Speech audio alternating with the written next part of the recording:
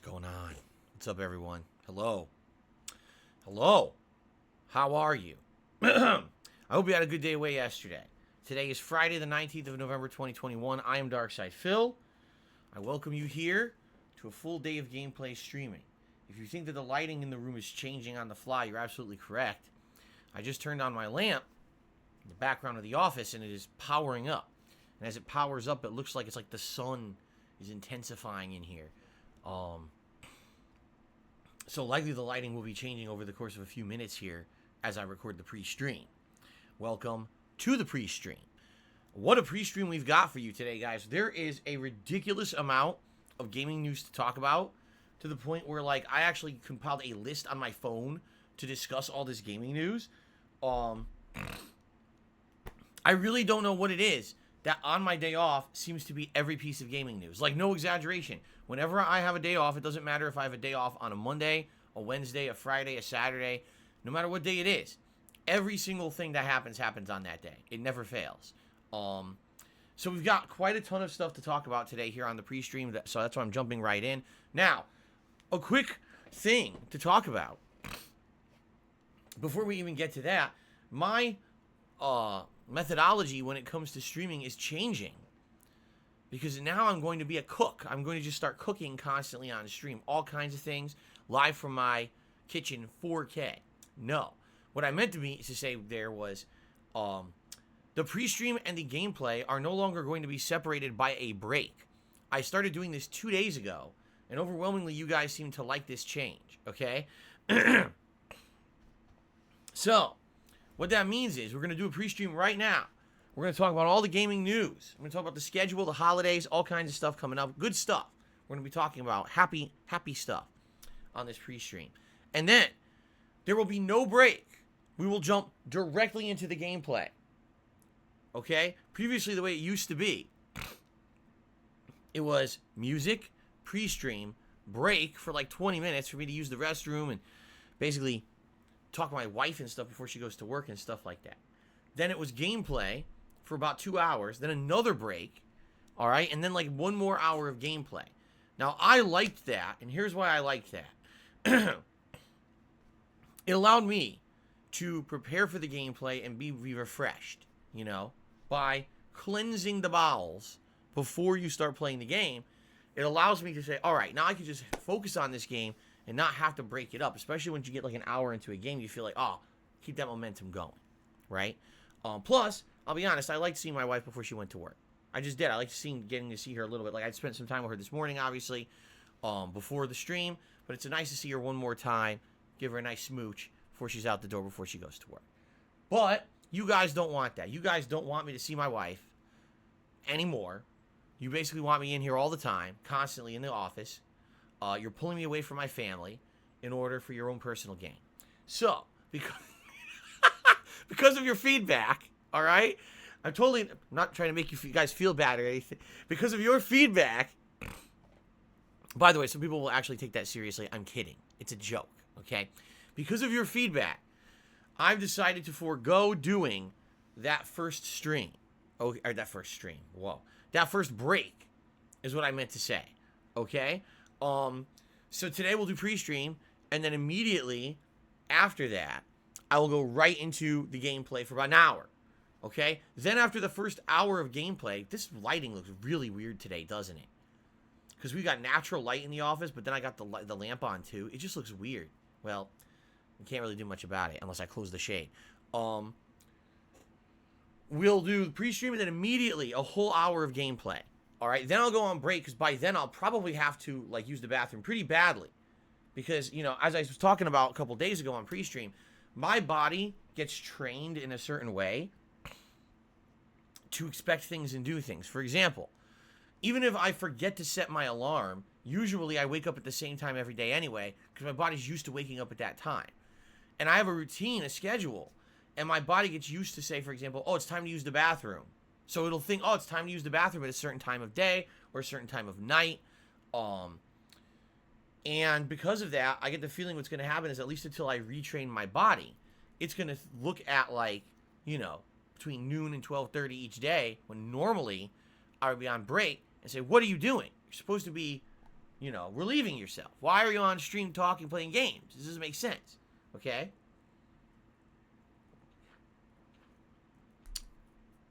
And so,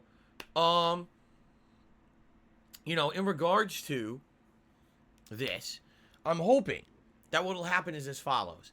During the pre-stream, we build up an audience. This usually happens. Like right now, I turned on pre-stream. We only had about 100 people on the stream. I've now been talking for 5 minutes, and we have about 160 people. In another 5 minutes, of course, that will increase by about 80, 90,000%. I'll have about 40, 50,000 people watching me. That's when you recount all the restreamers and everything, okay?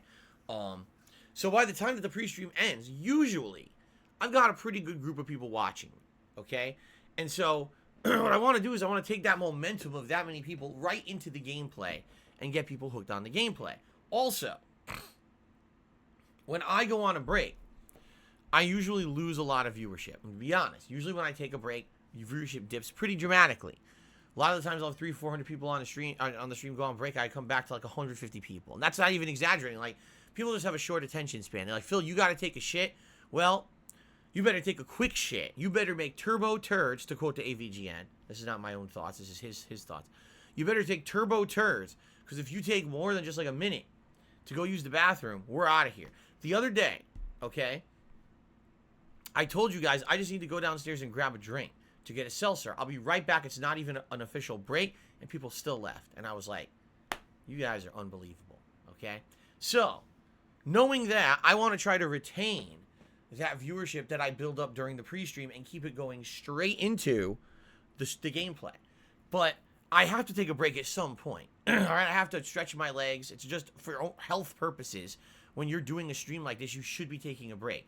So I'm going to use the restroom, stretch my legs, etc. Okay? Oh, God.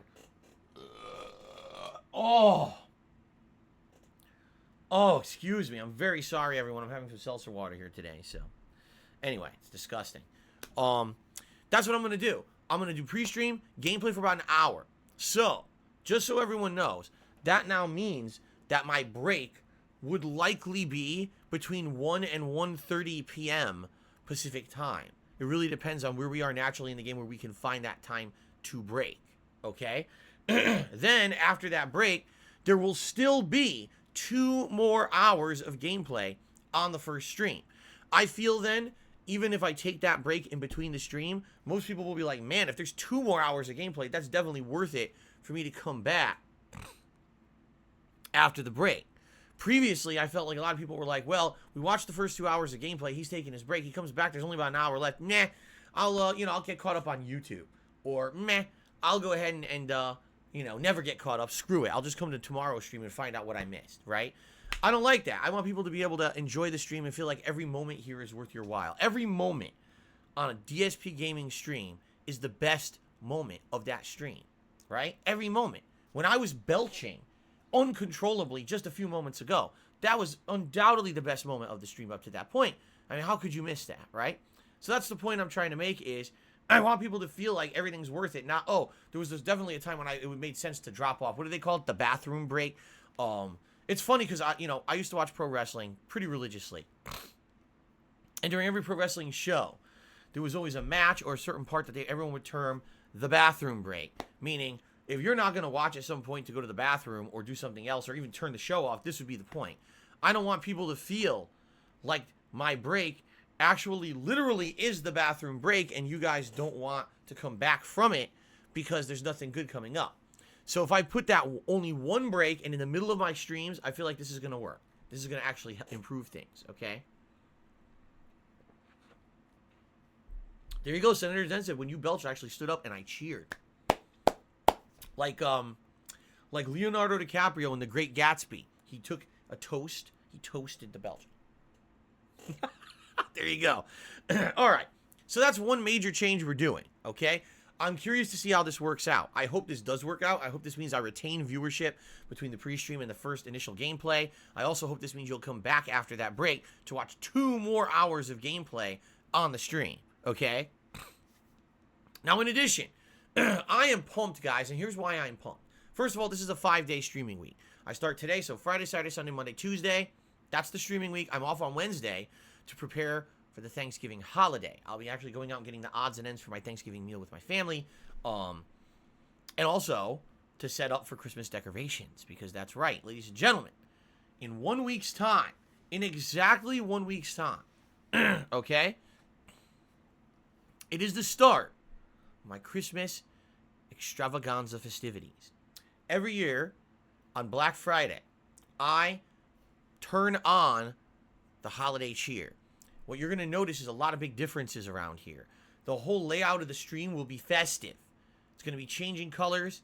Perhaps even you'll see some different changes this year that normally you wouldn't see. Okay? Animations. All the animations will be changed to be holiday-themed animations.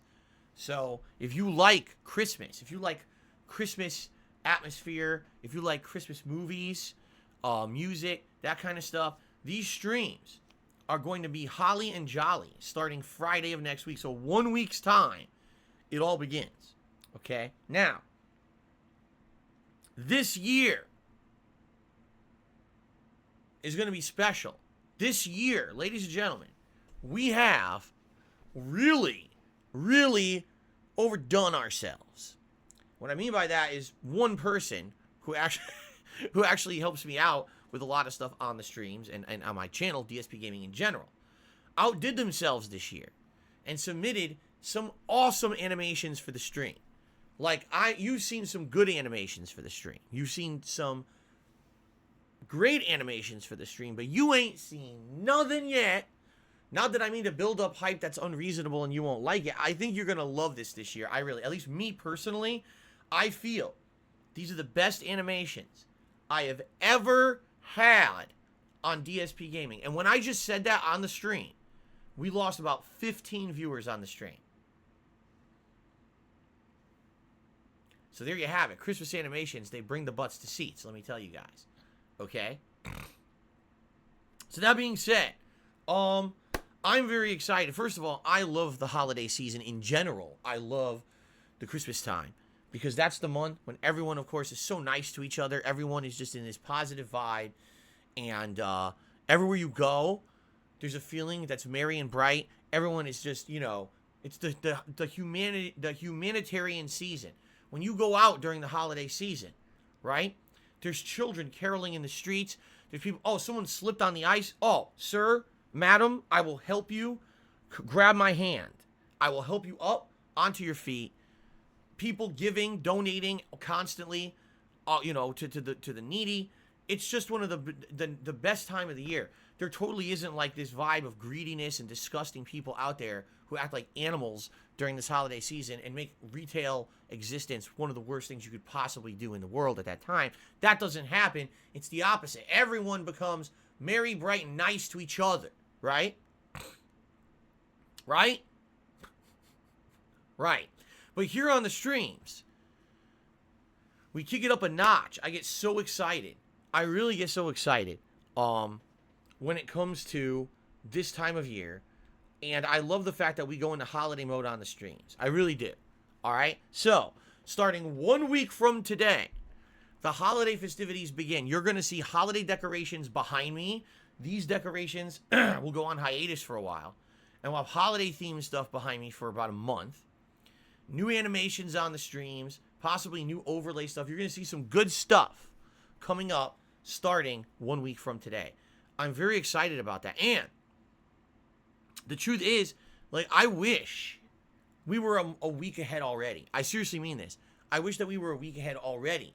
That's how excited I am for this coming up. I'm so excited for the holiday season and the holiday celebrations we're going to have here on streams together.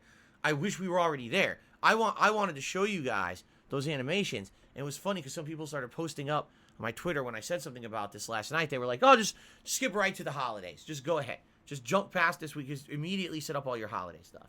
The truth is, number one, I don't have it. Like, I haven't had an opportunity to really go out and look for stuff. Like, I have all the stuff from previous years. So I absolutely could decorate the office right now with stuff that I've already had. I'll just reuse it. But every year I like to at least add something new. Okay?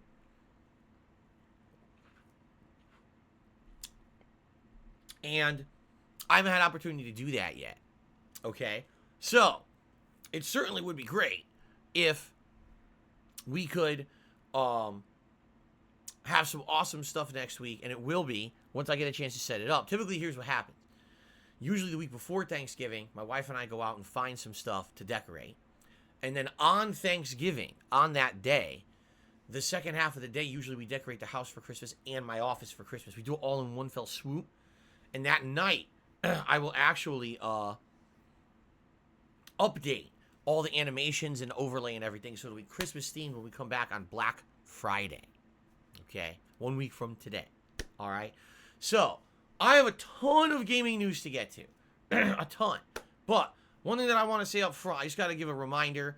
If you are here live on the stream, all right, I would like to draw your attention to the pasted message at the top of the stream. I'll give you a second there to read it, okay? If you're watching this on demand on YouTube, you have no idea what I'm talking about, so I'm going to talk about it publicly in just a sec so you know what we're going for here, okay? Did everyone get a chance? Did you read it? Did you read the pinned message? I hope you did. By the way, some people are giving me compliments on my new hairdo, my new hairstyle. All right, so thank you for that. See that? I got my hair cut yesterday. I said, what would you like done? I said, I would like you to take a weed whacker and just rotate around the head and see what happens. So they did, and immediately there's blood and gore. And I said, stop. That was a bad idea. Can you just please take some off the top or whatever? So, but basically, it's trimmed now nice and close so that for the next month and a half, you know, I look good. I don't think I look good. I told you guys this a million times. I don't think I look good. I never have thought that I look good. But people seem to like it when the hair is shorter, right? So there you go. I like it when it's shorter because the more hair I have, the more it bothers me. It actually does. Like if I have a lot of hair on my head or it's long in the back in particular, it actually bothers me. So it's very nice to get a nice haircut yesterday. And now I feel good. I'm back. Okay, so now that you had a chance to read the message, what did it say? It said, no politics, boys and girls. Stop that right now. All right? Ladies and gentlemen, I'm well aware of things that are going on in the world. I do not live in a cave. I do not live in my house. I don't put my thumbs in my ears and like this and go, meh, meh, meh, meh. I don't know what's going on out there. Meh, meh, meh, meh. I don't do that. I know what's going on out there in the world right now. I'm well aware of what's going on in the world. There's a lot of very, very polarizing stuff going on in the world. In particular this morning. Very polarizing stuff going on in the world. And we're not going to talk about it on my stream because guess what? This is a gameplay stream. It's a place where you're supposed to be able to unplug from all of that drama of the world and come have some fun with me. We come chill. We talk about games, right? We play games. We have some fun. We relax. That's the point of this stream. Excuse me. And so I don't want to make this a stream where you come here and you hear me standing on a soapbox talking about politics or religion or stuff like that. Polarizing topics that sadly people just don't really understand how to handle because a lot of people are very immature. All right? If the internet were a place where you could talk about these topics and not get into giant arguments, not get into feelings of animosity towards someone else because maybe they don't believe the same things or feel the same way as you do, maybe those topics would actually be something that we would talk about here on my streams. But sadly, we're just not there at all. I mean, we talked about this over the past couple of years, that sadly, when it comes to certain topics, in particular, politics seems to be the hotbed of discussion on the internet that causes this. If you are not in the same political mindset of someone else, it's like, that's the devil over there. Oh my God. Horrible person. Couldn't possibly ever want anything to do with that person if they're not in the same political mindset as me. And I've seen people say some of the most ridiculous things I've ever seen. Like, oh, I like everything that person does. Everything. I like how they look. I like how they act. I like the content they put out. Everything they've ever done in their life. But I heard them say one thing that was not in line with my political values, and therefore that person now, I'm completely writing them off. It's as if they never existed. I hate their guts. And anytime that I hear anything about them, I'm going to now harass and flame them. It's like, what the fuck? What kind of a mindset is that? Right? Seriously, what kind of a mindset is that to have in life? That you can't have an open mind and in some cases agree to disagree, or in some cases actually use disagreement to engage intelligent discussion and further the intellectual existence of the human race. Yeah, right. Like, people actually do that? Of course not. What happens is people get at each other's throats. They start crying and screaming, wailing, tearing at their shirts. Whoa! They full rage and anger and anxiety and tears. But, you know, I just can't believe how some people act, especially for their age, okay? Like, I'm not kidding. I would like nothing more than to have a nice discussion with you guys today about the political stuff that happened today. But I know what would happen. Half the audience would be turned off and be like, what the fuck? Why are you doing this? And the other half would actually use it as fuel to try to say that I'm some bad person one way or the other. And it would just be a bunch of fucking mess. It would be a waste of everyone's time. Okay? So, instead of opening the can of worms, instead of unlocking Pandora's box, okay? Instead, it's just not allowed. That discussion is not allowed on my streams. And by the way, this has always been in the rules. I used to talk about this way more often. It's just that these days, usually, we don't really have to worry about that kind of shit. Today, we definitely do. All right? Politics are not allowed here on my streams. All right? Now, I'm not going to just outright ban someone for coming on the stream and mentioning something that's a huge part of what's going on in the world today. But you have to understand that we just can't have the stream derailed by it. So if you come in here and you start talking about it, timed out. If you come back in 10 minutes and you're like, why was I timed out? Someone says to you, oh, because you talk politics. That's not against the rules. And you're like, oh, okay, no problem. Then you're good. End of discussion. But if you come back, you're like, oh, why was I timed out? Oh, who did that to me? Oh, this is that unfair. Censorship. Ban. And you're not coming back. Because that's not what we're here for. We're here to have a good time with games. This stream is my business. This is just as if you walked into someone's store, a brick and mortar store out there in the street, and your behavior on the stream has to be professional. I don't want everyone to be super professional, dressed up in suit and tie tuxedo. You know what I'm saying? We're loose here. Look at me. Do I look professional? I'm wearing a nice Blanca shirt that I've owned for like 12, 13 years. You know, I look like a slob. My face looks like a big bloated melon or something, right? It looks like a mango that's been marinating for a while or something. We're not so professional here, right? But you have to have some kind of an air of professionalism. You can't just come in and say and do whatever you want. You wouldn't expect just walk into someone's business, spraying paint, 2 cans of spray paint, just spraying everywhere wildly. You're like, what the fuck are you doing? Get out of my business, you fucking freak. Beat the shit out of you. You run up with a big club, thump, you toss them out into the street, and no one would think none the wiser. It's fine. But God forbid someone comes onto someone's stream, acts like an asshole, and then gets moderated. It's like, oh God, you've broken all the rules of society, because we all know that the internet is supposed to be a place where you can say and do whatever you want and get away with it constantly. No, that's actually not the case at all. At all. But this is my place of business. If I say no politics, and you come in and you talk politics and you get moderated, that was appropriate. And if you have an issue with that, and you get your ass gone, you're gone for good, and I want to hear it. You know what I'm saying? This is for the best for everybody. I hope you guys understand that. I'm trying to maintain what's considered a place for people to relax and chill and enjoy games. That's what DSP Gaming is. This is not DS Politics. This is DSP Gaming, you see? Maybe one day I'll make DS Politics. Dark Side Politics. You want to talk about a controversial channel that'll probably get shut down every other day? DS Politics. There you go. But that's not what this is. This is DSP Gaming. This is for us to enjoy games, having a good time together, and relaxing. So please direct your attention to the pin message, read it, understand it. If you get I don't want to say accidentally, if you come in here and didn't realize that, and you say something political, and you get timed out, just accept it, come back. Oh, okay, that's what happened? Fine, moving on, won't do it again. If you put up a stink about it, you will be banned appropriately. And going in that same vein, people who can't mind their own effing business. Why was that guy timed out? Why was that guy banned? People who just constantly want to come and criticize the moderating actions of the team. Like every little thing has to be scrutinized and microanalyzed under a microscope that happens here on the stream. No. It's not your business. It's my business. It literally is my business. It's registered in my name. I pay taxes. I do all these things for the business. See what I'm saying? It's not your business. It's mine. So if you make it your business, I'll make it my business to kick your ass out of my business. You understand what I'm saying? I hope so. Everyone's welcome. Everyone's here to have a good time. No one wants to sit here and have to hear you bitch about politics all day. All right? I'm being honest. Maybe one day, like I told you guys, long term, I know I'm not going to be able to do gaming 100% as I get older. Especially, you know, let's say the next decade, I might notice things. Like I already tell you, my right hand is tightening up. And what I mean by that is the muscles in it are having some issues, likely carpal tunnel developing, as a result of me playing video games for the last 13 years on a daily basis. Most people don't do that. Most people actually do some completely different stuff.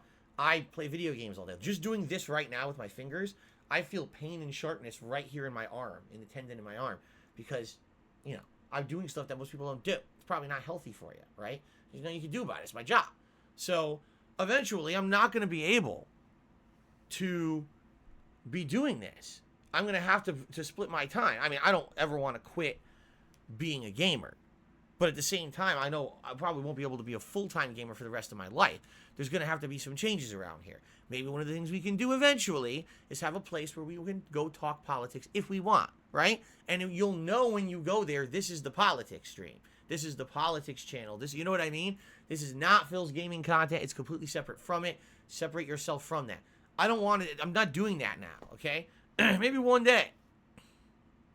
But definitely not now. So just understand that, and I'm sorry that I had to take like a whole 5 minutes plus of this pre-stream to talk about it, but we all know what happens with people on days like today, and we're just not going to play that game, all right? Fair enough? Schedule-wise, let's briefly talk about the schedule for the next week, and then we've got a ton of gaming news to get to, a ton, okay? Oh my God, that's absolutely disgusting. I felt it coming. By the way, before we even get to that, you may have noticed we've lost members, and that's okay. I was off yesterday. What happens on my day off? Members drop. This has always happened every time I've been a streamer. Even when I was on Twitch, we'd lose subs on my day off. But here's the good news. Before my day off, we hit 300 members, and that locked into the Christmas event. That means right before Christmas, there'll be a marathon of games. I'll be dressed up in holiday-themed attire and drinking all that day. There's going to be games you guys nominate and vote on. It's going to be a very fun, festive, special event. We do it every year, and I'm happy it's happening again this year. Now, two things. Number one, there is a Tier 2 goal for the month, 325 members. If we can hit that by the end of November, which we definitely could do, we've still got over 10 days to go. Then there'll be two special things happening during this marathon event. Number one, Feasting with the King shall return. You guys will be picking a type of cuisine for me to try during this day. I'm going to order the food live. When it shows up, we're going to do a taste test and a full meal together on stream. Last time around, I did Mediterranean food, which you guys absolutely seem to love, and I can't wait to do another episode of this. Now, in addition to that, there's something I need to tell you guys about memberships on YouTube, because I think there's a huge misconception about them, okay? When you become a member of a channel on YouTube, you already are automatically renewed into that program. What that means is if you join, let's say you join today, you join DSPGaming as a member. In 30 days, that membership will auto-renew on the same payment method that you used to pay for it the first time. It's just by default. That's how it works. I think there's like 2 countries that doesn't happen because it's against their laws there. I think India is one of them, where they don't allow auto-renewing subscriptions against their law system. But outside of that, 99% of the world is auto-enrolled on auto-renewing the membership. However, what I think is going on is some people are misunderstanding that, and because of that, they're immediately turning it off. Like, some people are becoming a member, and they're like, oh, but if I have it on auto-renewal, that means that when it auto-renews next month, I won't have an opportunity to celebrate that on stream and say to everyone, hey, look, guys, I renewed my membership. I want that pop-up to show up. I want people to congratulate me and say thanks and everything on the stream, and that won't happen if I'm on auto-renew.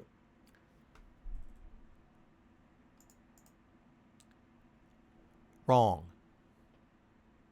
It's incorrect. We actually discovered this last month, that if you're on auto-renew, what happens is, when it auto-renews, in your menu where you would become a member, a message will actually be saved up in there. And you wouldn't even know this without someone telling you, because I didn't know it, and people who literally had been members of this channel for 4 months didn't know it when we figured this out. So that message gets saved So then when you are next on a stream, all right, you can celebrate re-upping your membership to the channel at your convenience. You don't have to do it live on a stream to get that message and pop-up. It actually saves it.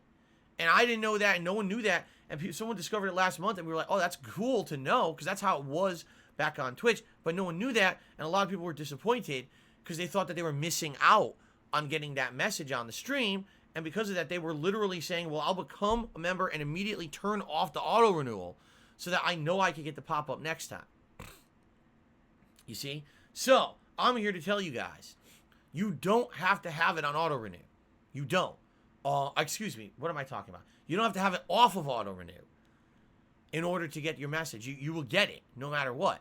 You know, I think people were thinking, oh, it's a big hassle. By the way, Parasolo just did this. It says, oh, you mean like this? So what Parasolo is saying is, I already renewed my membership. It was on auto-renew, but here's the message. And he clicked it, and here it is. So there's your evidence right there. If you're on auto-renew, you will get your message anyway. And we'll all say, 2 thumbs up. Thank you very much, Parasolo, for continuing your support of this channel. I really appreciate that. Okay? So there you go.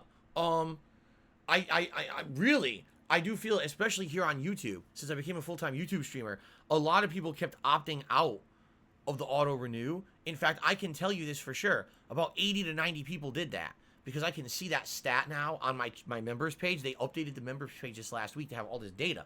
And it actually said you have about 80 to 90 members who became members and immediately canceled that auto-renewing membership. Why?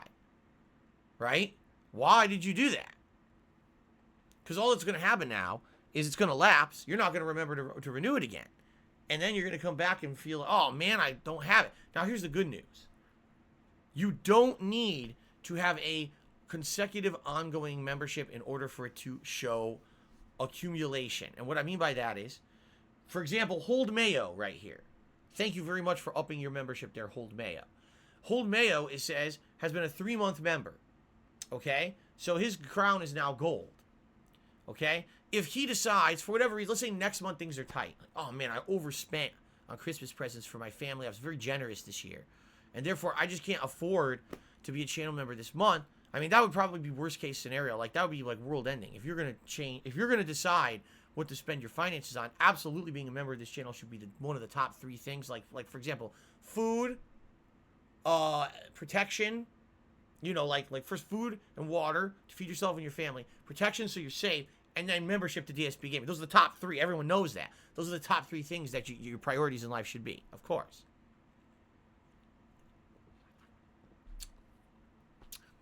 So, let's say you screwed up those priorities. You accidentally overspent and spent all your money on gifts for Christmas. I mean, how ridiculous that would be. And you decide not to become a member this month. You would still show as a 3-month member. It wouldn't be like, oh, it went to 0 or something like that. It actually used to be like that. It used to be like that.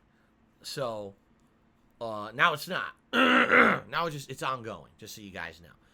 But I would hope that wouldn't happen. What I would hope is that you guys like the channel enough, and you like the content enough, and you enjoy being a member enough, that you're going to continue your membership. In fact, what I'll tell you right now, being a member right now is huge, because number 1, we're trying to hit these goals. The 2 extra goals is Feasting with the King during the holiday event and a live holiday-themed episode of DSP Tries It. 2 special vlogging events will take place during this marathon stream if we hit the members goal of 325. Okay? And by the way, I see some people right now are either becoming members or re-upping their memberships. Thank you for that. What we'll do is we'll check, before we start the gameplay, we'll check on how many members we have and update that leaderboard for you guys. Okay? Anto Camaro literally just says, I just found this now because you said it. Why is it buried like that? I don't know. It's definitely buried. It's buried like in a menu you would never think it's in. But I just wanted to let you guys know it's there. You can leave it on auto-renew. Leaving it on auto-renew helps me because obviously it renews without you thinking about it, and it helps me I get that ongoing support, okay? Sound good? All right, so if you're a member right now, you're going to get to nominate and vote on games for the Christmas event. It's a no-brainer. You would want to be a member now to make 2 special vlogs happen during that Christmas event and have the ability to nominate and vote on games for the event that are going to be special just for, literally just for that event. Members will be able to pick a game. Members exclusively will pick 1 game that will be played during the Christmas event. Awesome. Okay. Anyway, guys, let's talk about the schedule briefly. Oh, God. Oh. At least I'm turning away from the microphone today, right? I told you guys I'm striving to improve. Just in the last couple of weeks, just think about this. Licensed music in the videos left in. The new show called the Daily Wrap, a way to wrap up things at the end of the day. Cutting the break out between pre-stream and gameplay so we can go right into the gameplay and retain viewership and not have a delay. And now, the fourth improvement, burping away from the mic. When I have to belch disgustingly, I will spin like this and belch backwards. However, you have to be warned, sometimes I do come out from both ends. So if you see me do this, but then you see me lift up, it's probably because also there's something coming out the rear, and now you might be able to hear that. So it's kind of a dangerous double-edged sword. We'll have to see how this goes. Okay. Oh my God, now the sun's coming out. Look at this. Ah! Ah! The sun is reflecting off my white carpet into my face. Ah! I did not protect myself with SPF 5000 this morning. I might have to close the blinds after all. Holy shit. So let's quickly go through. Ah! Let's quickly go through the schedule. Let's quickly go through the schedule. Today, oh God, it's like intense. We're going through Guardians of the Galaxy. It's returning to the streams. Dog report item. The sun is too strong. We need fucking some UV blockers in here. Holy shit. Hold on. I gotta close the blinds right now. What is going on, man? What the frick? Youch. The weather around here has been so screwy. It really has been screwy. It looks like it's like cloudy and dark and raining, and then the sun comes out. I can't see. I'm blinded. My skin's melting. I'm like a vampire here. Okay. So, ladies and gentlemen, today it's the continuation of Guardians of the Galaxy. This is a game that you guys were very upset with me that I did not play when it released. Although, admittedly, originally I was going to play it on release, and you guys told me not to play it. Everything that we had seen about this game leading up to its release made it look bad. The previews they showed, the gameplay previews and everything, everything looked kind of crappy. The graphics didn't look that good. The gameplay looked kind of shitty. In fact, one could argue the only thing that looked good was the dialogue between the characters. It looked like the witty banter between the Guardians would actually be quite entertaining. But do you want to spend, $60 for a game where the only saving grace is the witty banter? Well, then the game came out. I didn't play it because you guys told me not to because you said that it looked like shit. And it ended up being really good. Everyone reviewed it well and everyone said, wow, the plot's good. The gameplay gets better over the course of the game. Yes, the witty banter is one of the major positive focuses of the game. It's one of the best of the year. So, it wasn't even a week. I think it came out on Tuesday. I think I started playing it like that Saturday or something like that. I started playing Guardians. You guys liked it. I played it for 2 streams. And you guys seem to really like it. You were digging it. You're like, wow, this vibe is very interesting. We didn't expect the game to be like this. The graphics are actually much better than we had expected. The gameplay admittedly started a little slow. It's getting better now as the game progresses, and we're unlocking new abilities for the Guardians themselves. Again, Groot now can grab a powerful enemy and hold him in place. Everyone just wails on him with this big combo. It's cinematic and stuff. Looks pretty cool. All right, and in my opinion, it's actually getting better. I played it 3 streams now. So I'm about 9 hours in, and the game's about 15 to 20 hours long. However, the last time I played it, I noticed a significant drop-off, both in viewership and support. Most people who were there for that stream stopped interacting with me and started going off on derailing tangents in the stream chat to the point where I was like, what happened? Now, if this were any other time of the year, I might be confused, but I know what happened. GTA happened, okay? When I was playing Guardians, the Grand Theft Auto Definitive Edition trilogy launched. And I knew what would happen. I said, I guarantee you, the same thing that happens every time I play Grand Theft Auto is going to happen here. Once I started a Grand Theft Auto playthrough, the vast majority of my viewer base just wants to see me keep playing Grand Theft Auto. I don't know what it is. It's like the magic formula for success. People love watching me play GTA games. Maybe it's because they're a little bit on the more chaotic and wonky side. So much random shit happens when you're playing GTA that it's just more entertaining. Maybe it's because of my commentary, my reactive style of commentary makes it a little bit better. I don't know what it may be, but basically, people love when I play GTA. So as soon as I started playing GTA San Andreas Definitive Edition, it was like, okay, Phil, when are you playing GTA again? Why are you not playing GTA? Is there more GTA? Is there GTA tonight? Is there GTA tomorrow? Are you going to stop playing the game you're playing right now because we feel it's not getting enough views? Are you going to start playing GTA instead? When's GTA, Phil? Hey, Phil, by the way, I got a random question for you that you may not have heard today. When's GTA, Phil? Now listen, I love GTA. I do. I think the franchise is genius. It's a formula for fun. But there's other games out there, and I'm a variety streamer. You got to understand, I like doing a variety of stuff and breaking it up. So I feel that we should be able to go between games and not have the vast majority of my audience saying, Phil, where's GTA? Why aren't you playing GTA? All right?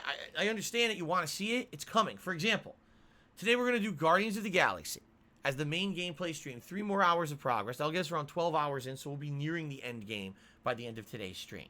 Tonight, as if you can't tell, it's my weekly session of Throwback Street Fighter. And Blanca is ready. Blanca, want to bite you. Blanca's ready for Street Fighter action tonight. Ow! I smashed my hand on my table. Once a week on Friday nights, we do Friday Night Fights, where I play old school Street Fighter for around 2 hours. You guys chill with me. We have a really good time. It usually ends up being a really good time.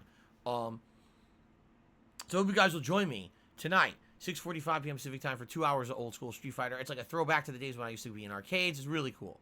Okay? Tomorrow, it's GTA. Yeah, that's right. Tomorrow, Grand Theft Auto San Andreas on the main gameplay stream. We'll continue on where we left off. We had major progress last time around. It was super fun, and now we'll just continue right from there. Tomorrow night will be the return of Halo Infinite, a game that was surprisingly dropped out of the blue on Monday, way earlier than originally expected by about a month. It's really, really good, and I'm not exaggerating. I've been craving to play this game more this week. You know, this week I played so many other games like Lost Judgment and Forza Horizon 5, and I'm like, I'm craving Halo Infinite. I want to play more because it's been such a long time since I played an FPS that's addictive. The last one was Black Ops Cold War. And then outside of that, there haven't been good FPS games in a while, I feel. So I want to play more Halo Infinite. I'm craving it. I hope you guys will join me tomorrow night for another fun session of that. Then there will be more Guardians on Saturday. And I honestly don't know on Saturday if we'll near the end of the game or not, because I don't know how much is left in it. If people are saying it's 15 to 20 hours long, there's a possibility maybe we could wrap it up on Saturday, but I'm almost assuming there will be one more stream. Saturday night will be the continuation of Lost Judgment. Okay? Then on Sunday, this is up in the air. Wait a minute. I screwed that up. Sunday is Guardians of the Galaxy. And then Sunday night is up in the air, and here's why. I've completely screwed the schedule up. Let's try this again. Today it's Guardians and Street Fighter. Tomorrow it's GTA and Halo Infinite. Sunday it's more Guardians, and Sunday night is up in the air. Now here's why I say that. There is a beta demo of King of Fighters 15 releasing tonight. It's actually, as of the late stream tonight, they're releasing this. What it is, it's a limited demo. I think 6 characters you can play as in the game. They're testing the netcode of the game. The game doesn't come out till February, but they actually wanted to do a beta/test phase, and they're doing it this weekend. I think a lot of people are interested in King of Fighters because, number one, there just hasn't been a lot going on in the realm of fighting games recently. It's been pretty dead in regards to fighting games. And number two, the last King of Fighters, I hate to say it, was a flop. I like King of Fighters. I grew up playing this franchise in arcades. I played King of Fighters 94, 95, 96, 97 in arcades. I played 98, 99, and 2000 on PC because you couldn't get it anywhere else. I played it emulated on PC and played it with people over the internet. Then there was a long hiatus where I didn't play King of Fighters. And then I came back to it the last time, which was King of Fighters 14. King of Fighters 14 was a ginormous flop. It came out and I played it for about a week and I liked it. And then I couldn't find anyone to play online anymore. Like, it was literally the same 5 to 10 people you would play online in a loop, and you couldn't find anyone else to play against at all. Now, I don't know if that was a fault of the netcode, or if the game just didn't sell well and no one wanted to play it anymore, but I was, like, literally forced to drop it because it got boring. Like, who wants to play the same person over and over in a loop every time you play a certain fighting game? You don't. So, again, endlessly boring, and I just stopped playing it. So now this new one, all right, apparently is redesigned from the ground up. The graphics, the gameplay elements, a lot of returning characters from the King of Fighters franchise from the early days. Like, they actually have Team Orochi from King of Fighters 97's back in it. Stuff like that. So it sounds intriguing to me. I'm interested in it for sure. But we need time to figure out when to play it. And as is, we have so much stuff going on in Realms of my late streams. We got Halo Infinite, Lost Judgment, Forza 5. Now when do I have a chance to play this beta, right? So, we could do the beta Sunday night. In fact, that would be my last opportunity to do it because it ends on Sunday. Monday morning, it's done. So I'm thinking if we're going to do this beta, it would be Sunday night. Okay? Now, how would I play the beta? It's a good question. Would I play it on Xbox Series X or would I play it on PS5? Well, if I play it on PS5, I can actually use my fighting game joystick that I use every Friday night for Street Fighter. All right?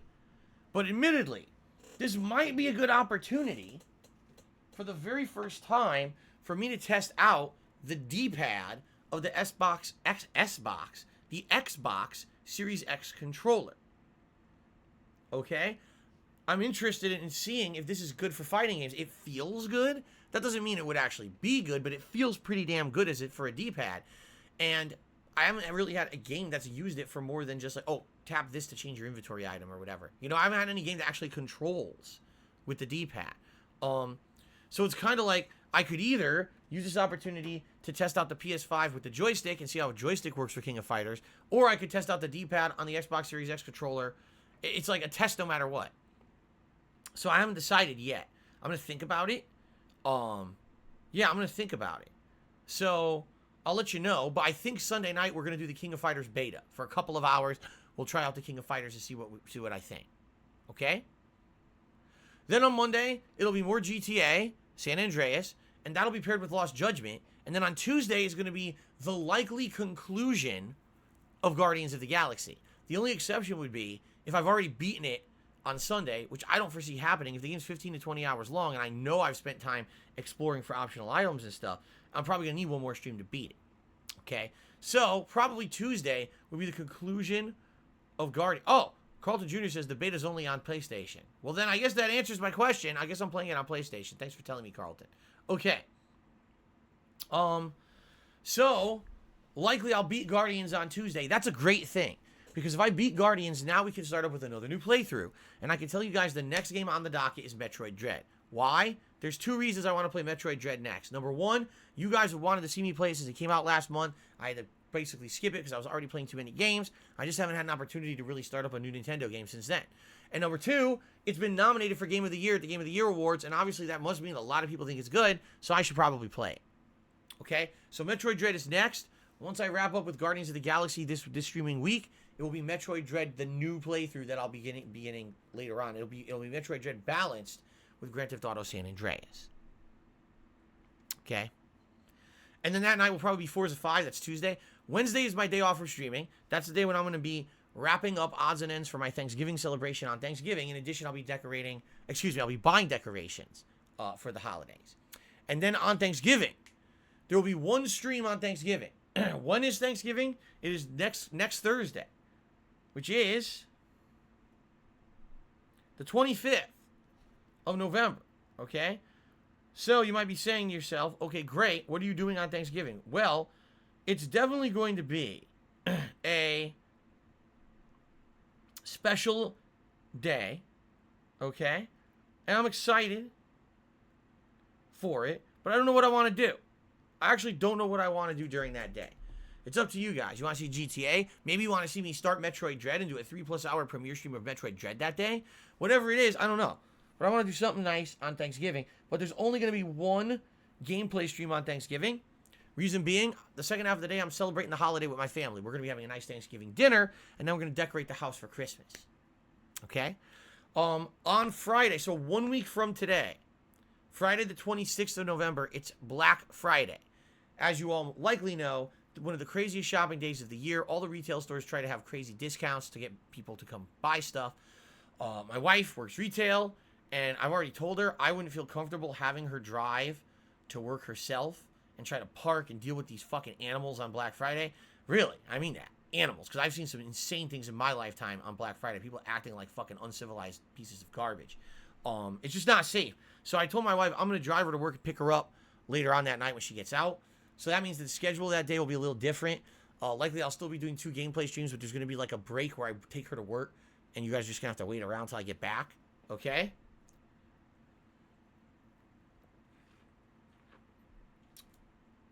So I'll let you know when we get closer what exactly the schedule will be for that day. And then, you know, I'll be streaming for the rest of that weekend into next week. I don't exactly know when my next day off will be, but then there'll be holiday stuff all day long. Like, it'll be holiday animations, holiday decorations, holiday out the butt. So if you like Christmas, awesome. If you don't like Christmas, just don't watch my streams for a month because you're going to be very disappointed. I love Christmas. It's going to be Christmas shit everywhere, okay? All right, that's the schedule. Ladies and gentlemen, let's get to the news. First news story of the day. Sifu, the indie game that's like hand-to-hand kung fu combat. People have seen gameplay of this game and think that it looks completely unique and interesting and fun.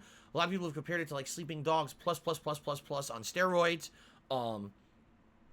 It was originally supposed to come out around the middle of February 2022, and then all of a sudden, every other game possible delayed and said it was coming out in February of 2022, including Dying Light 2, Horizon Forbidden West, Elden Ring, what else? I mean, there's like 10 games. I'm not even kidding. King of Fighters. I just mentioned King of Fighters. That.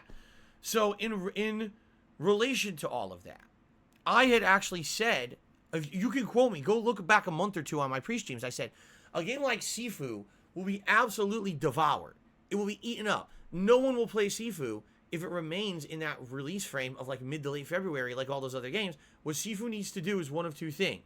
It either needs to bump itself up so it comes out earlier than everything else, so people have an opportunity to play it before those other games hit and it gets eaten up, or it needs to delay to be a little bit later in the year after those games come out, so people will have opportunity to say, okay, I already played those other games, let's try out Sifu.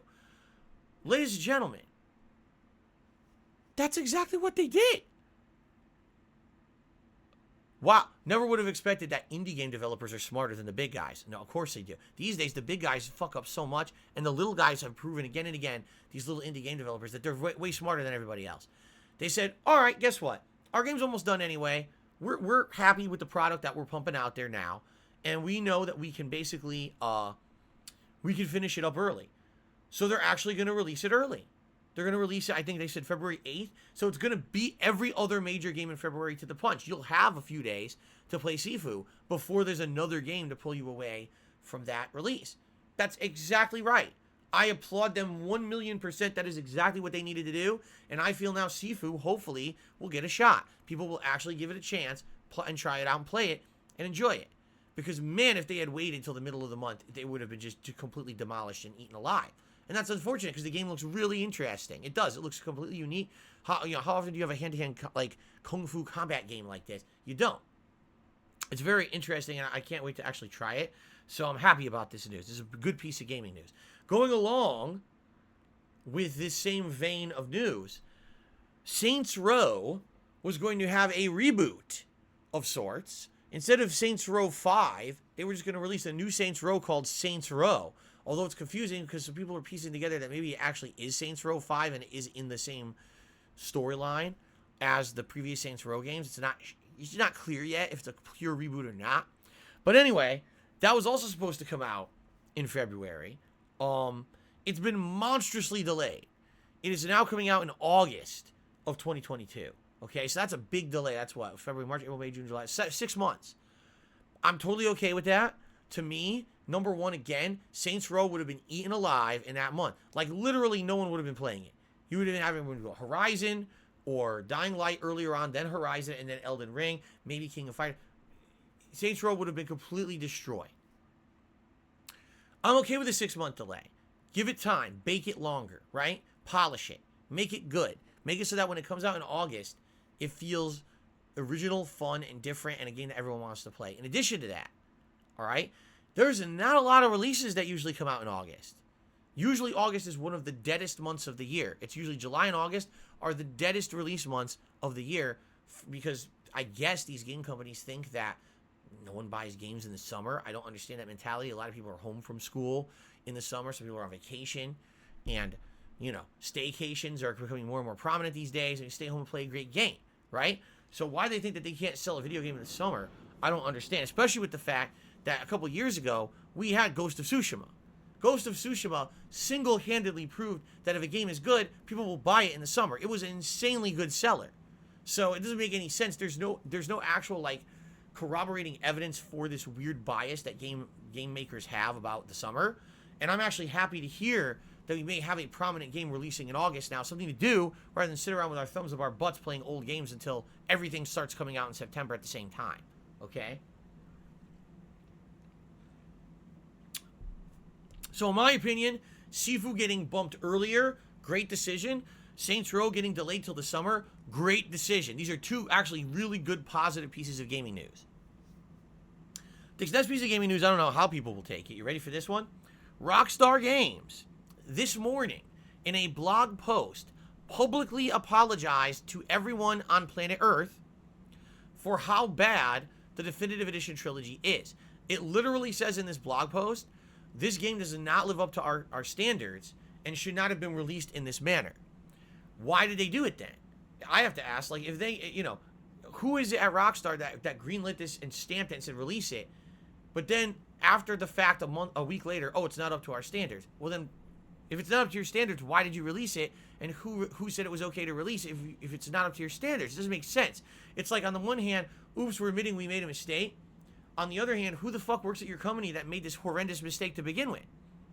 Because it would have been one thing if they said, we're releasing the Definitive Edition trilogy, but you can still play those older versions if you like those better. No, they said, oh, by the way, we're not selling those anymore. They're all gone. You can't ever buy the old editions ever again. You either play the Definitive Edition or you never play these games ever. Okay? That upset a lot of people, and I know why. You know, a lot of people think that the originals are better. So why the hell did they do that?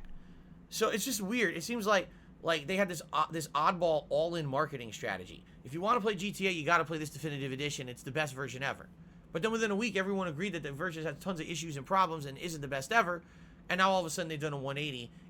To me, it seems disingenuous. When you read this, it's like the only reason they're putting this apology out is because there was such public outcrying and uproar. It's like someone in the company didn't realize that these actually weren't so good and actually did have confidence in this trilogy of definitive releases.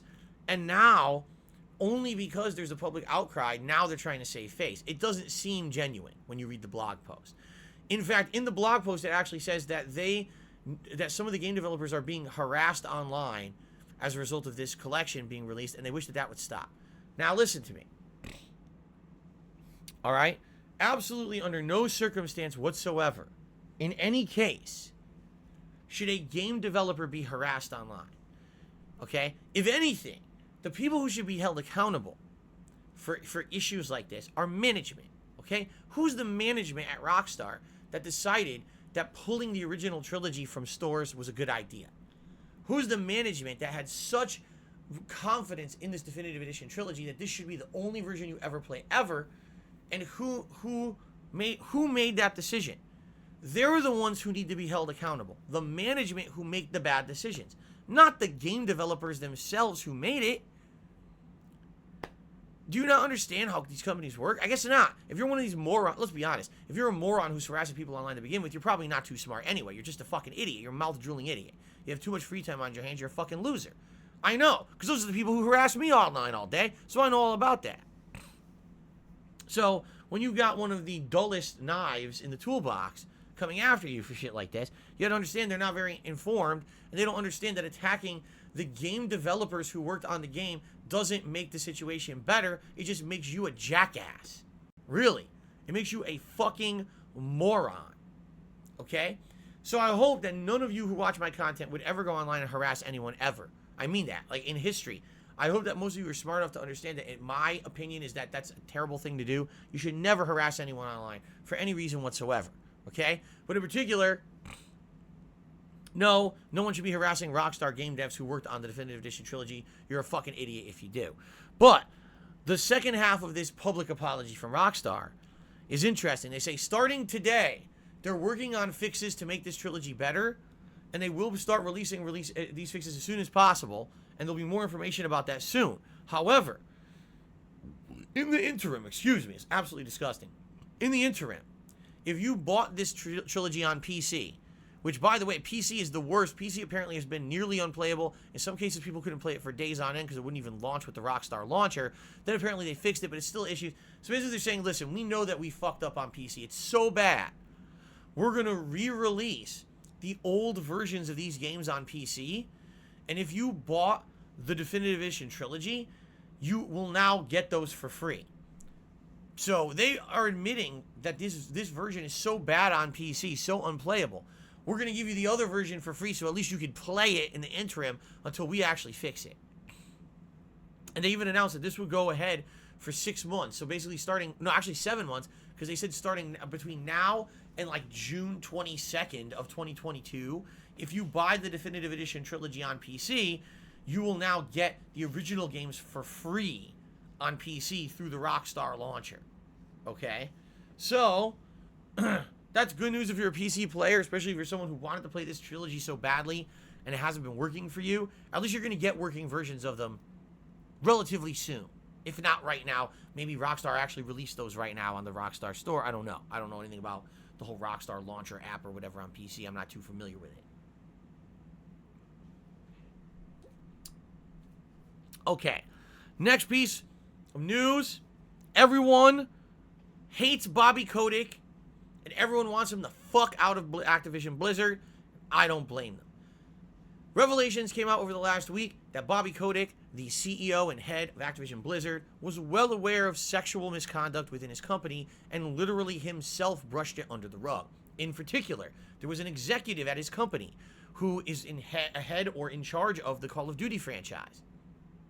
He was accused of sexual harassment at a actual company event. I guess he got drunk and acted like an asshole and harassed one or more women. He was reported to HR. HR reported it to Bobby, and Bobby said, I don't care. This guy's in charge of Call of Duty. He makes us a ton of money, so we're going to brush it under the rug. He ignored it. And because he ignored it, basically, people's concerns were never addressed at all. And who knows if this guy, what he got away with, because he's the head of Call of Duty. Okay? So, people found out about this. Evidence has come forth that all of this happening. And everyone wants Bobby Kotick out.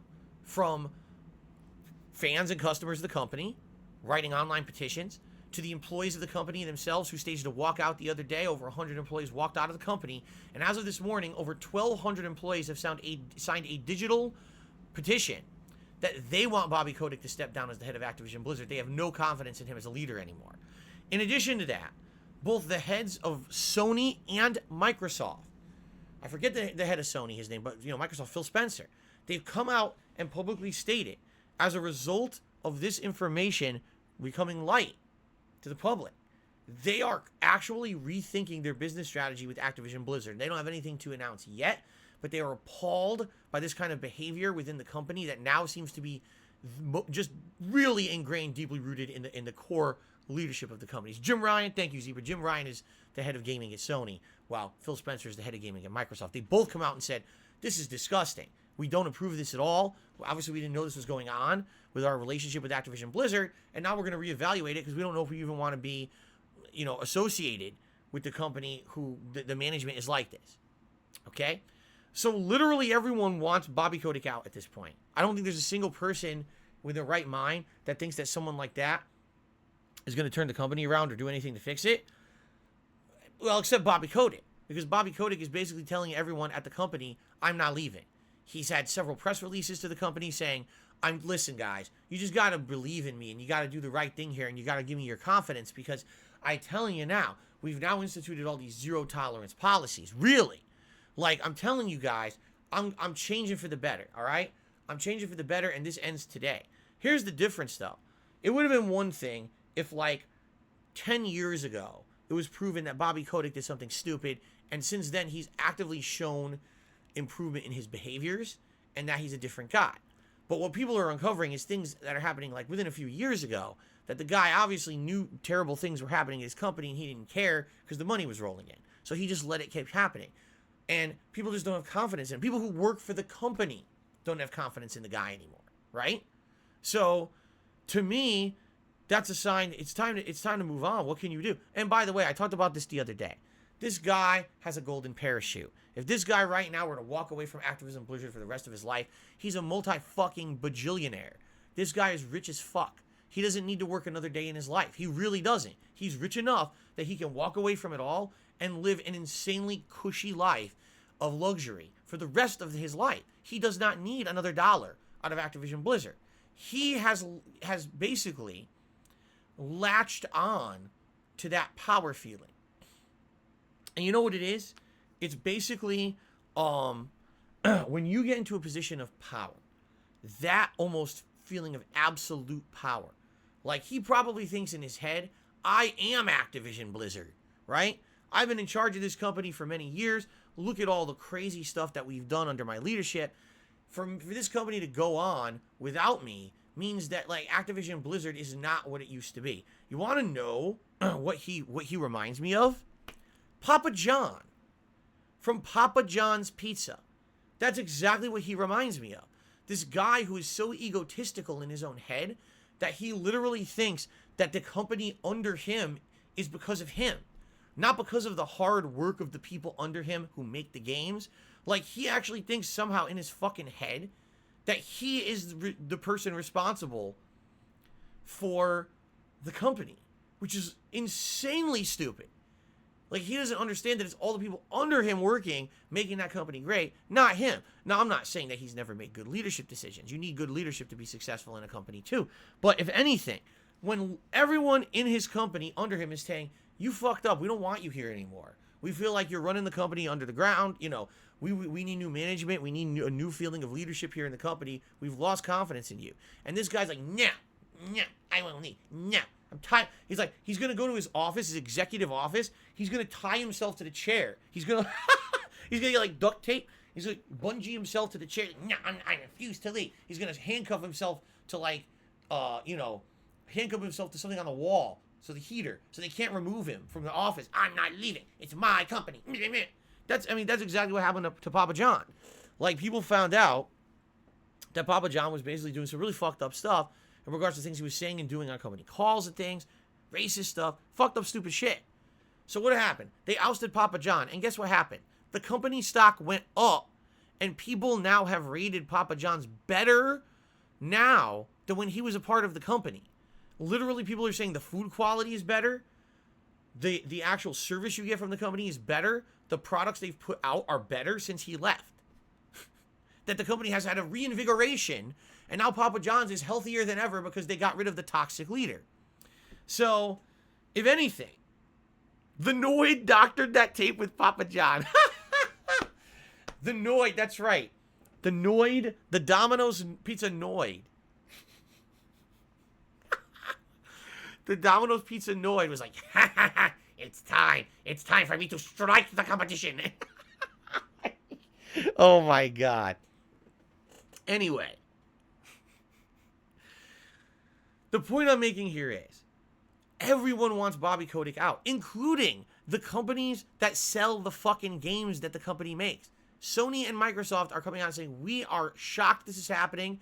We are shocked the information we're getting, and we're even going to possibly reevaluate our entire relationship with this company because of this guy. And he won't leave. He keeps releasing things to the company saying, oh, you have to trust me.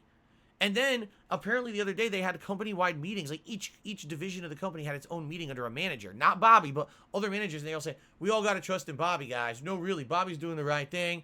And we got to just basically shut out all the news in the media. So literally the rest of the world says your leader's a terrible person and should be out, but your leader's telling you ignore the rest of the world.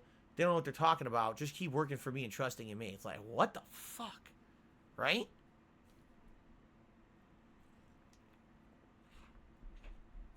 So, at this point, I think like people are taking bets. How long will it be before Bobby's out?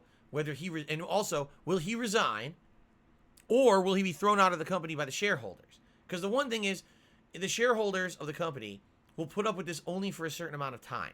And then once they realize that they're possibly going to be losing a ton of money because no one's going to be buying and or selling Activision Blizzard games anymore because of this guy, they're going to tell you're out. Fuck you. The company is bigger than you. We don't, if you're going to bring our company down with your toxic shit, no. We're going to cut the fat and you're out of here. So the question is, how long? Will he even last till Thanksgiving?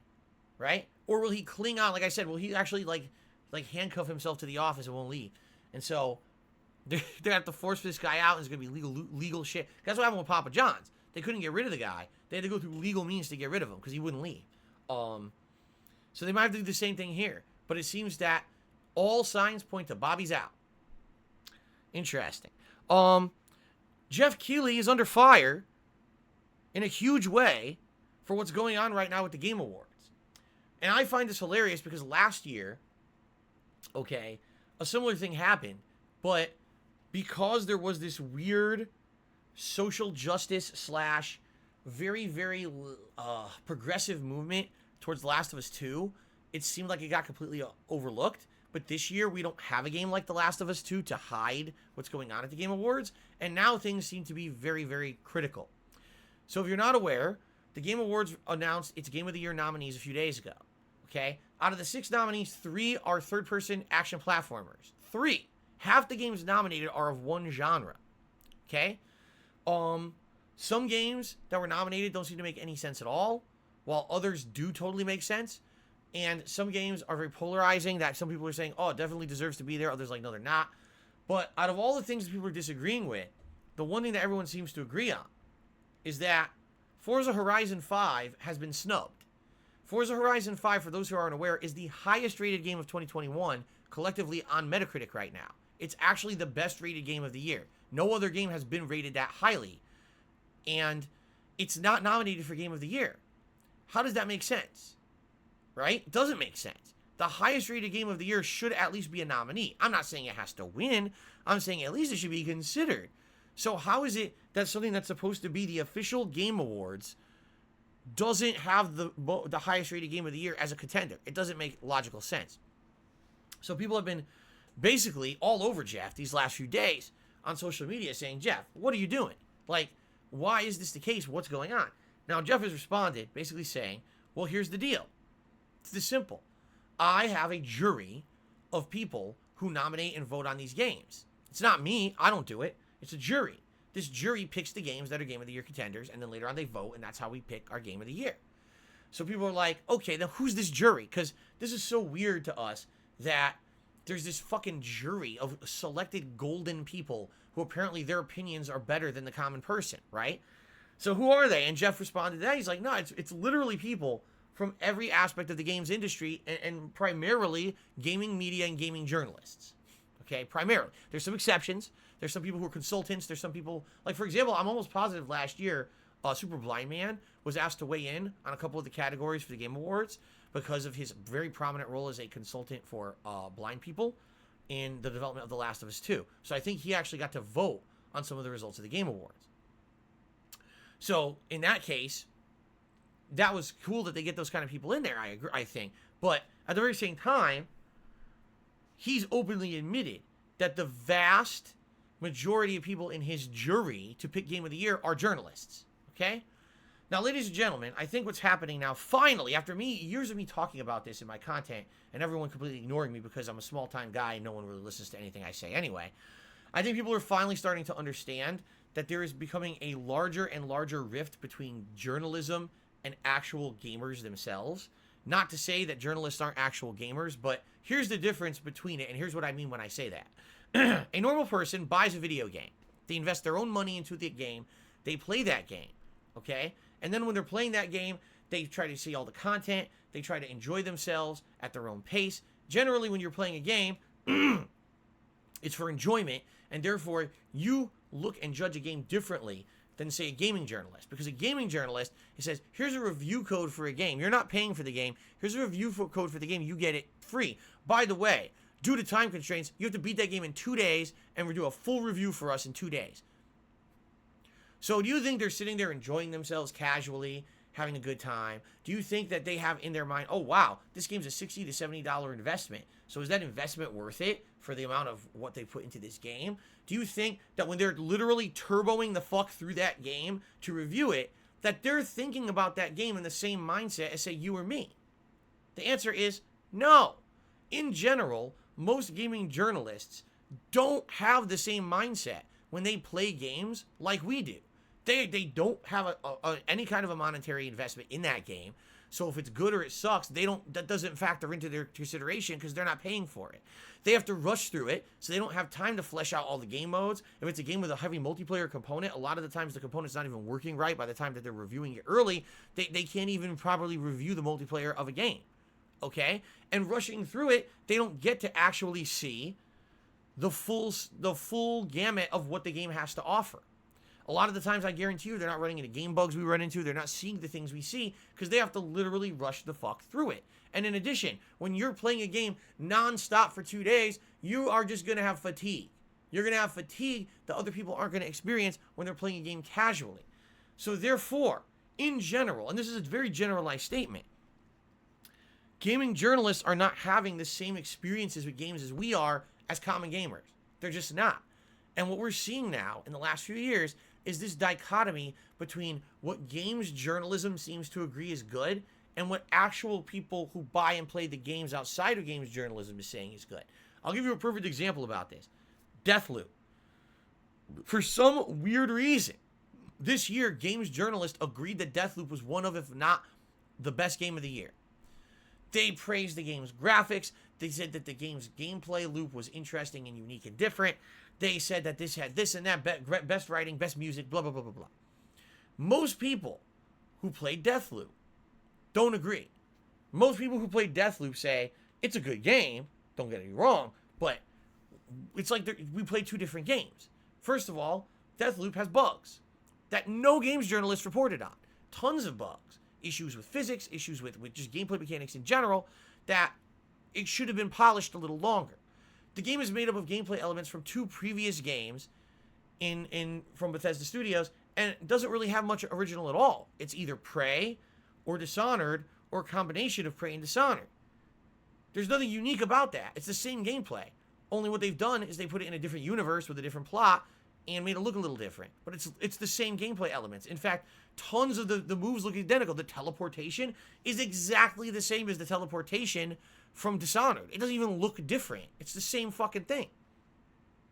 If anything, the only uniqueness in the game is that it has a roguelike gameplay loop, right? Where you have to try to unlock things permanently within a day. If you die, the day starts over. You lose stuff, but you have the ability to unlock stuff permanently and make progression. And really, where I felt the game shined was trying to do investigation and to find what's the best way to assassinate a target so that I can assassinate all the targets in one day. Because there's a ton of ways to kill those as targets, but you have to do it all in one day, and that's the challenge. And that was unique.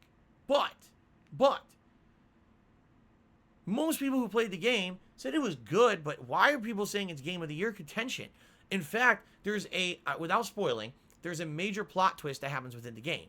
And when it happens, you're like, oh, okay, it's all right. I thought it was all right. A lot of people hated it. A lot of people thought it was actually, like, bad or disgusting and hated this plot twist. So it's funny because a lot of the people were, like, praising the game, and then within, like, a week of the game being out, no one talked about it. No one talked about it at all. It's like the game never existed. Because as soon as other games started coming out, people forgot about it and said, who cares? It's a very forgettable game. So now here we are, Game of the Year Awards, it's nominated for Game of the Year. Why? The consensus is it's not as good as the games journalists said, but yet here it is nominated for Game of the Year. You see, there seems to be this weird dichotomy between the common gamer and games journalists these days. I don't know why. I really don't, I don't understand where this is coming from, and also it's very odd, because it seems like every year there's a game or two that all games journalists agree is good that most people disagree, and say it's actually not that good. Why'd they all say it was good? It's very weird in that regard. So anyway, how is it that the best reviewed game of 2021, Forza 5, is not a Game of the Year contender? Who reviewed it? Games journalists. So wait a minute. Games journalists said Forza 5 is one of, if not the best game of the year, but it didn't make it to the Game of the Year contention? What? So even Jeff Keighley's own logic, oh, the jury is mostly games journalists. Then why didn't they nominate the game that they themselves said was the best game of the year with their review scores? It doesn't make any logical sense. I'll tell you what I think. Journalists don't know what the fuck they're doing. As I've said many times, these people don't scale the reviews properly at all. They just don't. They ride these waves of emotion, right? They do. And they don't actually take a look at a game and scale it in line with all the other games that have come out this year, which is actually the job of the editor to do. The editors for these gaming journalist companies are terrible. They don't do a very good job of scaling the reviews. Oh, well, this game, you know, is great because it has these cool moments or whatever, and it's the most content of this style of game, 10 out of 10. Okay, but compare that to every other game this year. Oh, well, why do we have to do that? Why do you mean? Because people are buying games and want to know what the best ones are. That's the point of the Game of the Year awards.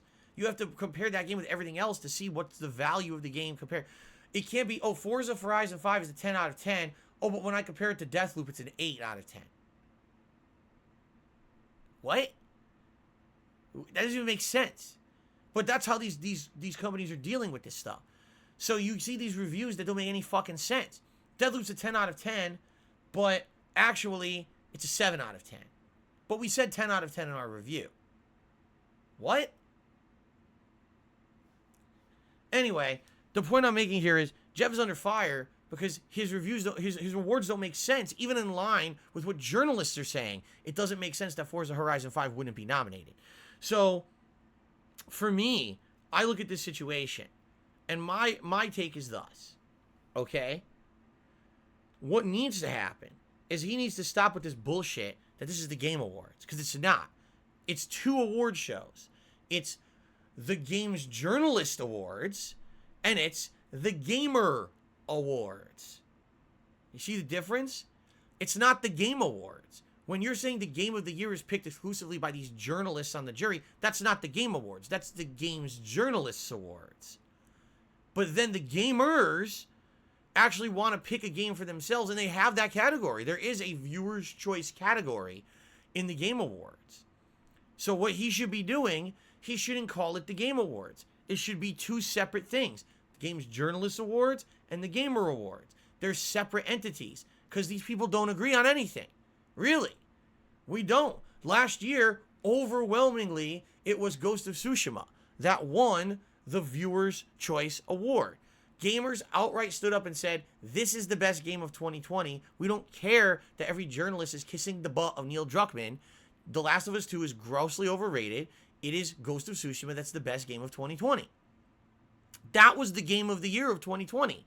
Not Ghost of Tsushima 2. Excuse me, Ghost of Tsushima 2. Not The Last of Us 2. It was, but that's what I mean. You need to separate these. It shouldn't just be, well, gamers have their own category, but journalists are the real people who matter, and they get to pick the real Game of the Year. No. That's incredibly elitist. That's douchebaggery at its highest level. You're telling me that just because someone works for a gaming media outlet, their opinion's better than mine? I'm the one who pays for the game. I'm the one who's the target audience, not them.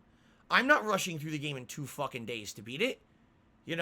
So how are you going to tell me my opinion is less valid than theirs because they work for fucking IGN and I don't? Fuck you.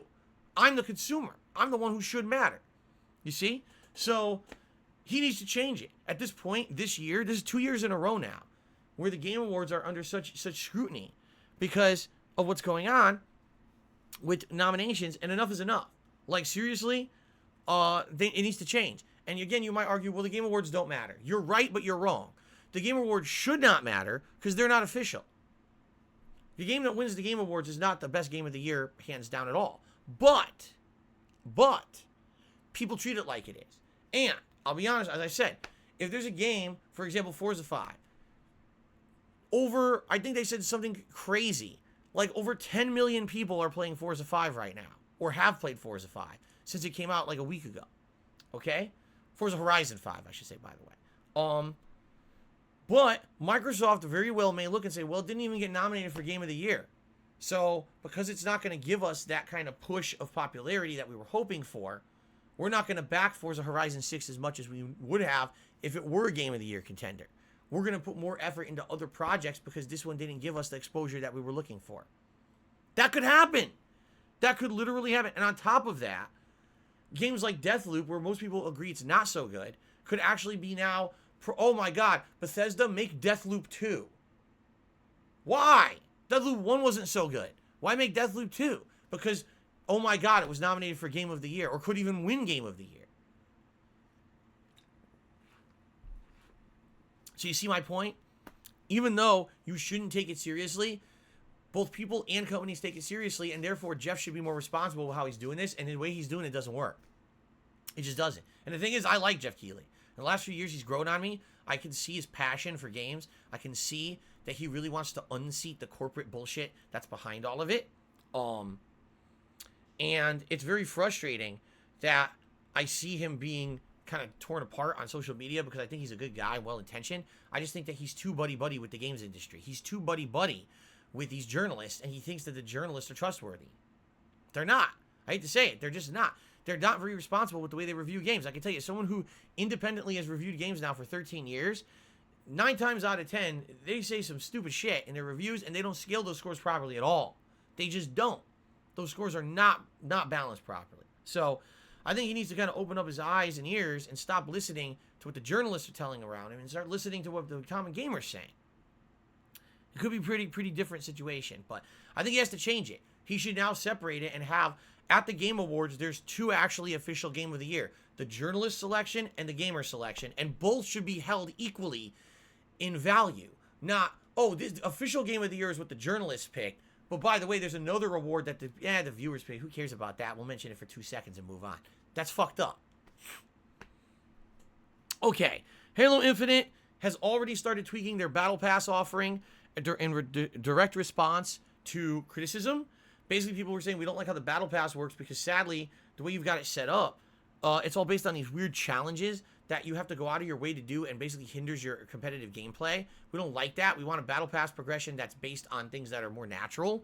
So they're trying to tweak it right now, but a lot of people just don't like the Battle Pass at all. We're going to see what happens, but I'm happy to see that at least 343, within a few days of the game being out, directly responded to criticism and said, we're going to do better. We're going to try to fix this for you guys. We want you to have a good time with our game.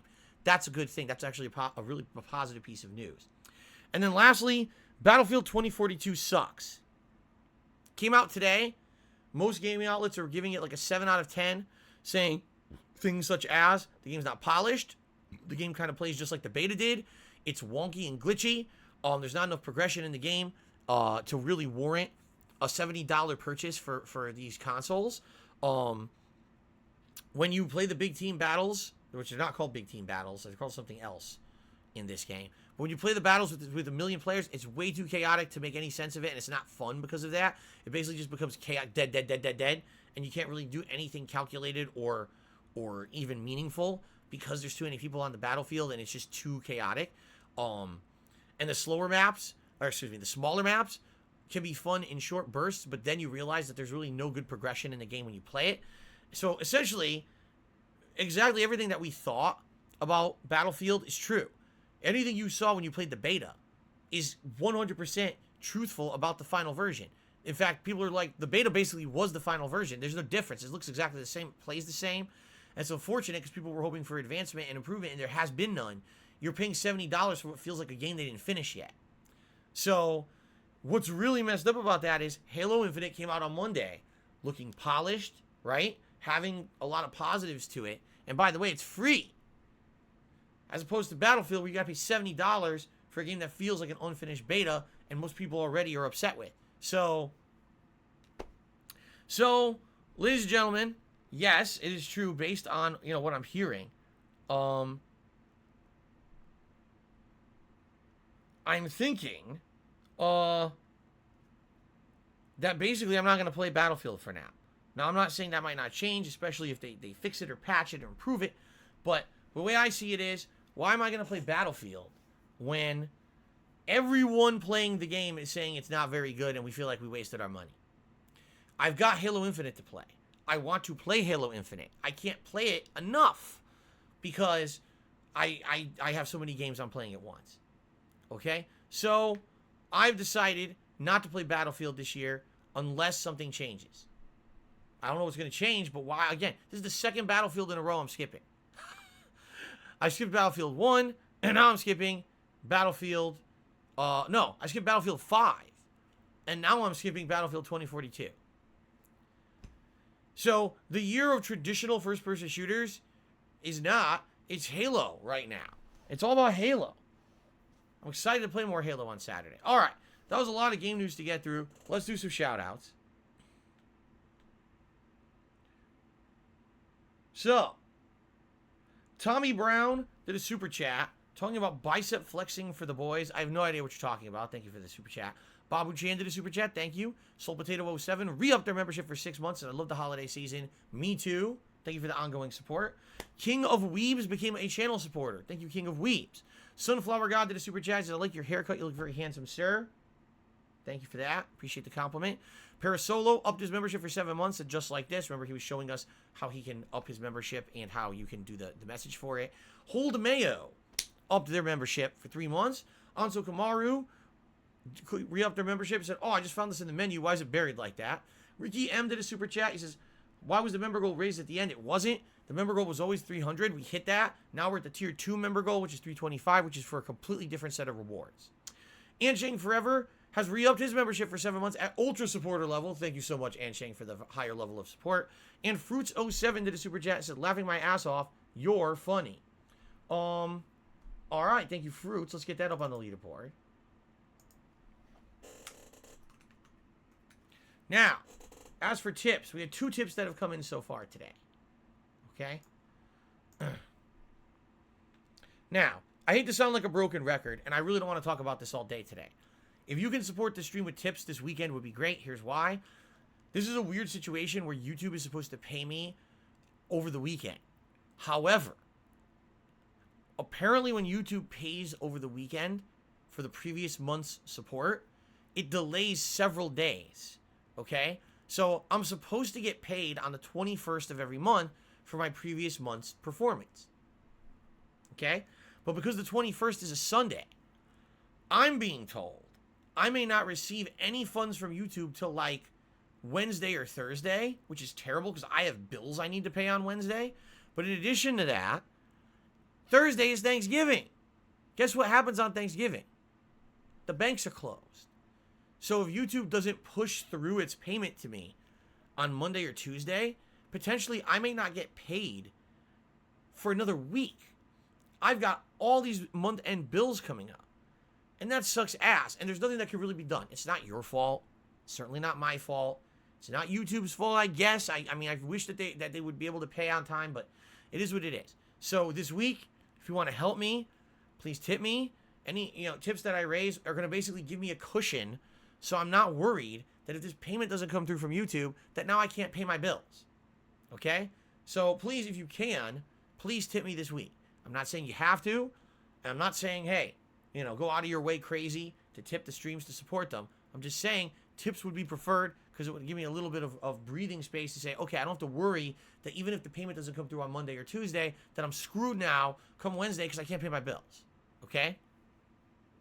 Okay. By the way, first full week that I'll be using the neck phones. And what that means is that when I'm using the neck phones, I can put on any hat at all out of the selection of hats that I have. So for example, today, if we had $100 of tips, you could choose the cowboy hat. You can choose the pilot's hat. You can choose the fake hair hat, or you can choose the digital hat. They're all eligible today because I can wear any hat I want. Now, obviously, I'd prefer if you didn't pick pilot hat because I'd like to wear that tonight for Street Fighter, but it is what it is. So that's the cool thing. The neck phones are giving me freedom to do different things as a result of the tip calls. Okay? So if you can tip me today, please do. That's the best way to support the stream. Thank you in advance. B-Boy Cyclone just upped his membership for 7 months. So what's your favorite OST from a fighting game? Super Street Fighter 2 Turbo. I don't know. EDP 445 tipped me $5. So get yourself some cupcakes on me. Thank you, EDP. I would love to get some cupcakes, but I haven't had them in many years, actually. And then Cowboy Coffee tipped me $5. Said, Phil, hope you had a nice day off. I did. I didn't really have much of a chance today to talk about it. It was a very hectic day off where I was driving quite a lot and driving in rain. It was bad rain here yesterday, bad weather, bad heavy rains. It was very annoying in that regard. But at the same time, I had a good time with my wife. I like spending the whole day with Kat, even if we're doing something great or we're not, whatever. I have a good time with her and I had a good time. So, all right. All right, guys. So thank you very much. Thank you very much for a pre-stream. Very lengthy pre-stream. I knew the pre-stream today would be insanely lengthy because I had so much to talk about. Let's end it. Let's jump right into the gameplay. I mean that. No delay. Gameplay right now. So don't go anywhere. All 350 plus people on the stream, don't leave. I'm going right into Guardians. You're missing nothing. There's no break. We're going right into Guardians. We're going to take a break after this first hour of gameplay. Okay? Awesome. Thanks.